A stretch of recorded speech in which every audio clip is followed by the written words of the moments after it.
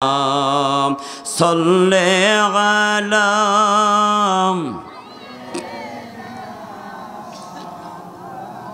وعلى آل سيدنا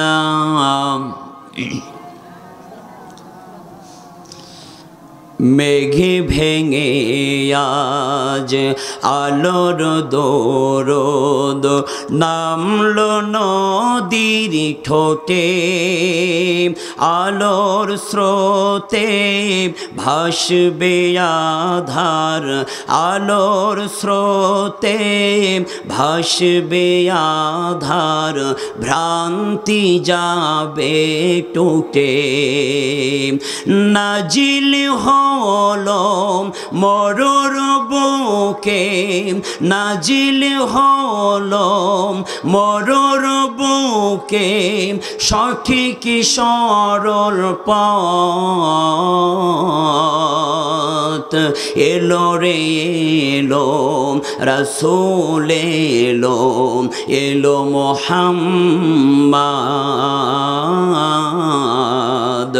এলো রে এলো রাসূল এলো এলো মুহাম্মদ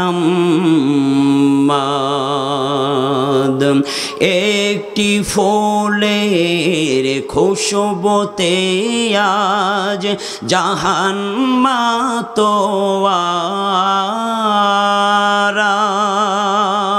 একন চাঁদের আলোয় ডুবে একন চাঁদের আলোয় ডুবে গেল জগত সারা ধরণী পেল আজকে খোদার ধরণী পেল আজকে খোদার মহান নিয়ামত এলো রে এলো রাসূল এলো এলো মুহাম্মদ এলো রে এলো রাসূল এলো এলো মুহাম্মদ আকাশ থেকে আজ নেমেছে হেদায়াতের ধারা ফিরে পেল প্রাণের দেখা ফিরে পেল প্রাণের দেখা যত সর্বহারা নেই তো মাবুদ আজ হবে এক নেই তো মাবুদ আজ হবে এক খোদারি ইবাদত এলো রে এলো রাসূল এলো এলো মুহাম্মদ এলো রে এলো রাসূল এলো এলো মুহাম্মদ এলো রে এলো রাসূল এলো এলো মুহাম্মদ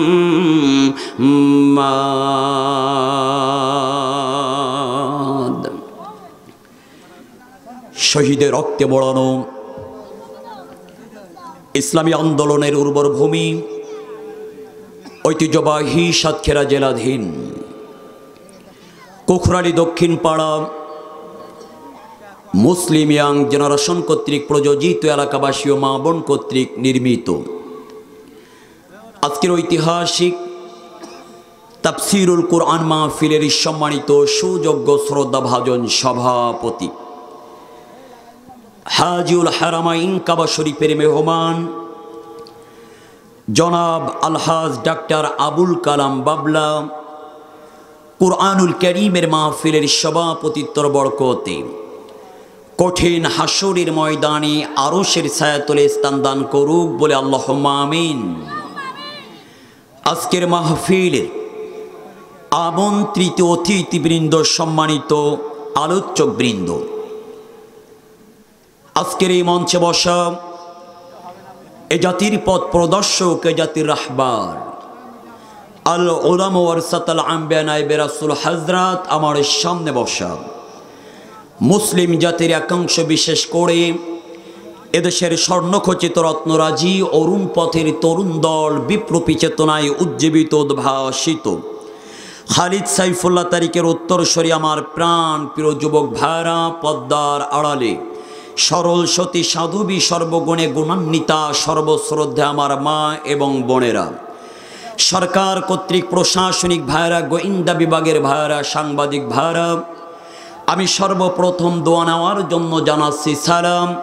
আসসালামু আলাইকুম ওয়া রাহমাতুল্লাহি ওয়া বারাকাতুহু। আলোচনার প্রারম্ভে জানতে চাচ্ছি, সুপ্রিয় সাতক্ষীরা জেলার কুকরারিবাসী, আপনারা সকলে কেমন আছেন? আলহামদুলিল্লাহ।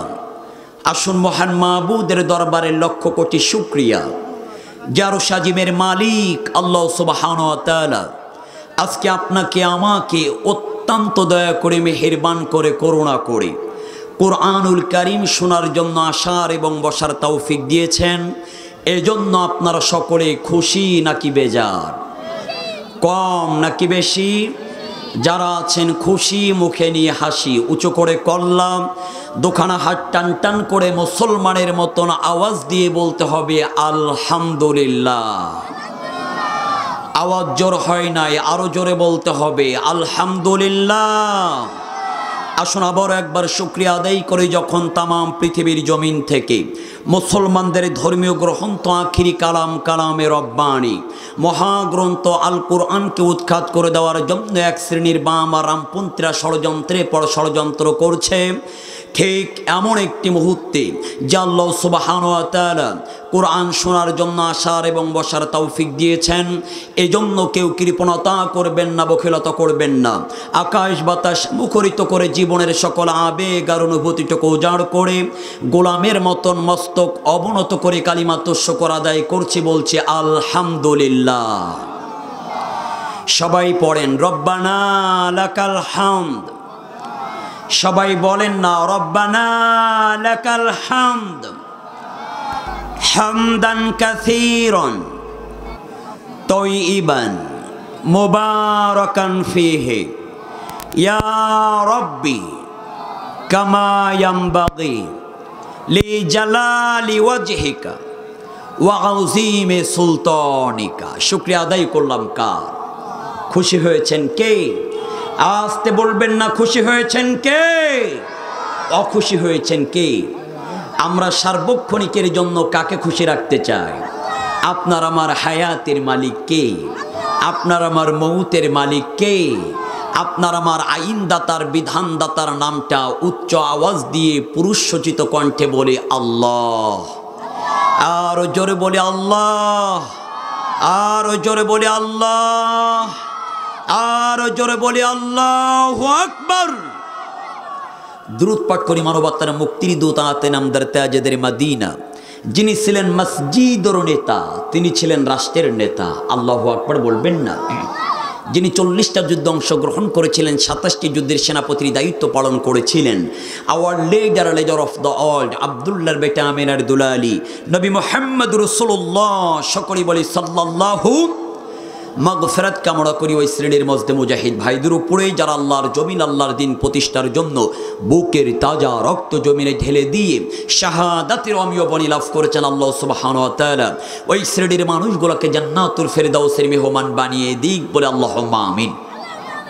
সম্মানিত উপস্থিতি, ভূমিকা ছাড়াই অত্যন্ত গুরুত্বপূর্ণ কয়েকটা বিষয়ের উপরে আজকের আলোচনা করে এই জাতির জনপদের মানুষের মাঝে উপহার হিসেবে উপস্থাপনা করতে চাই।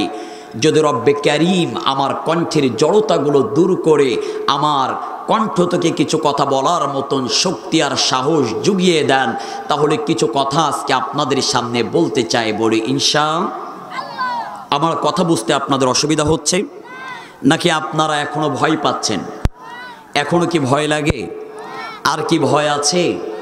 দীর্ঘ 15 বছর 16 বছর যে জগদ্দল পাথর আমাদের উপরে চেপে বসেছিল, 2024 আগস্ট মাস এবং জুলাইয়ের ছাত্র জনতার গণ অভ্যুত্থানের মাধ্যম দিয়ে রব্বে কারিম ৫৬,০০০ বর্গমাইলের বাংলাদেশকে আবার একটা নতুন স্বাধীন সার্বভৌমত্ব বাংলাদেশ উপহার দিয়েছেন। কথা বলেন ঠিক না বেঠিক? যেই ছাত্র জনতার মাধ্যম দিয়ে, যেই ছাত্রের রক্তের বিনিময় আজকের আমরা আবারও একটা স্বাধীন সার্বভৌমত্ব বাংলাদেশ পেয়েছি। সুতরাং আমরা চাই আগামী দিনের স্বাধীন সার্বভৌমত্ব